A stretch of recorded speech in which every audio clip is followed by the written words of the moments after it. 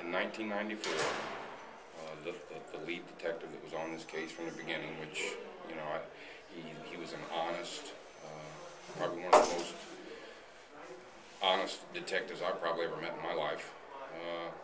You know, he had been bugging me, I guess, to take a polygraph test about the case. I didn't want to take a polygraph. I didn't have anything to do with it, so I didn't really, you know, but he kept, look, take the polygraph, we can rule you in or we can rule you out, you know, why don't you take it? So finally, you know, I agreed to take it. And I passed the polygraph. And when that interview was over, that detective told me, I don't think you did it, but I think you know who did it. And, you know, I told him, I don't know who did it. You know, if I knew, believe me, I'd tell you. You know, and at that point, I'd have to say, yeah, I think, you know, I figured it was over. You know, it wasn't my idea to move to Florida. It was my in-laws. It was their idea to move to Florida, and the whole family moved down there. It wasn't just me. You know, I understand how people standing on the outside could see that and think, you know, but the whole family moved, you know, and we did come back, you know, we did come back in '94. So if I was trying to run from something, I sure did come back. Look, Susan and I were not close. We are now, I'll tell you. She's probably one of the strongest women I've ever met in my life. But, you know, we weren't close. So when I found out that they were trying to subpoena her about the case, you know, I couldn't understand it. You know, it did. Where she I knew they were way off base, you know, when they were trying to drag her into it, you know.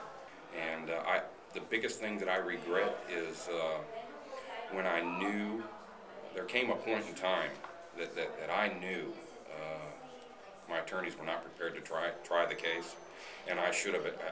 If I ever had a chance to do it over again, I would definitely hold my hand up and say, wait a minute, you know, and I would have been very vocal about it. But, you know, When was that point in time when you realized that they were not doing a good job? After the state had presented their...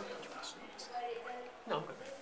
After the state had presented their case in chief, and they rested, my attorneys took me into a holding cell in the back, and they pulled out our witness list, and the lead attorney said, look, you know, we need to go over the witness list, and he pointed to the first name on the witness list who was an investigator for Steve Skelton, and he asked me, who is this, and what's this guy going to testify to? And right then, you know, I thought, you know, I mean, what do you mean, who is he, and what's he going to testify to? You don't know. And when I explained to him what he was going to testify to, he says, well, we can't use him. I didn't lay the foundation for that testimony. And I went to the second name on the list, and he's, you know, he asked the same thing. Okay, who is this? And what's he going to testify to? And at that point, I was just completely blown away that my attorneys didn't know who my witnesses were or what they were going to say. So I have to say right then is when I knew. We kind of had a bit of an argument at that time. The deputy came in and said, okay, you know, let's go, Jamie. And right then, I should have, you know, I should have been more vocal about, but I just, you know, I just didn't believe that I could be convicted for something I didn't do. I just, you know, I just didn't believe it. And I think there is a lot of case law that is going to support that his representation fell below an objective standard of reasonableness, and that's the I believe that's the legal term. I mean, you know, they say that what happened in Susan's trial shouldn't matter in my trial. Well, she was found not guilty, and her lawyer used a lot of the evidence that my attorneys didn't. And, you know, the county, McLean County, paid one of my attorneys, like, I don't know, thousands of dollars, maybe like $12,000 to sit in. He charged him to sit in every day during her trial. You know, what was the point in sitting in on that trial if you weren't going to use the things that worked in her case? Well, yeah, that he was being intimidated by the police. He felt scared. He said that at one point, one of the detectives in the case slid a composite drawing across the table to him and said something along the lines of, you know, you look a lot like this guy. Are you sure you don't know anything? And he said that, you know, he felt like there was a hole dug for him, and he just said what they wanted him to say. And I'll tell you, he was, according to my attorneys and my investigator, he was very remorseful. He was crying. He felt terrible about what he'd done. If you look at what the witness said and you look at what the police officer said on the night of the crime, I'm not talking about years later, I'm talking about on the night of the crime, it's an impossibility that man could have seen what he said he saw, and there's a reason why they didn't release his composite drawing for years.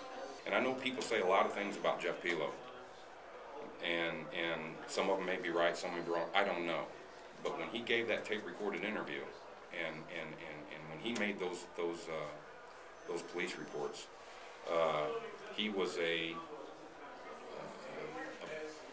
decorated police officer. There's going to come a point in time, and I believe this every day, that this case is going to land on the desks of some honest, conscientious, compassionate judges who, when they put their robes on and it's time for them to get down to business and do their job, that there's two things that matter to them, and that's truth and justice.